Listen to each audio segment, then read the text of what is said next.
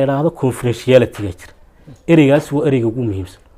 haddii aanu qofkani kalsooni ka helin qofkan waxa ugu weyn uu ka warwaraya waa inay dadku ogaadaan dhibtaas haysata marka confidentiality-ga waa qodiga ugu horeeyaan ilaalino qof aan kalsooni ka helina waxa weeyaan dee waxba ka marka kalsoonigi sidaad u ilaalinaysaa meeshii maraysaa waxaad u ilaalinaysaa confidentiality-gi sorta meeshaad ku eegayso waa privacy oo meel gaar ah kugu soo galay soo dhaweyntii baa kamid ah waxa soo dhanba waxa ugu weyn inaad qofkan u sheegto sirtiisa inaad cidna la wadaagin cid uu isagu ogol yahay mooyaan laakiin de aaminaad la'aan baa jirto smogi dadkeena way jirtaa dadku isma aaminaan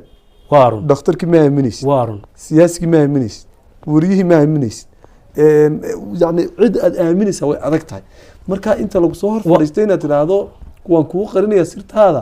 macquuliyaadka qofka bini aadamka si ku hirgelay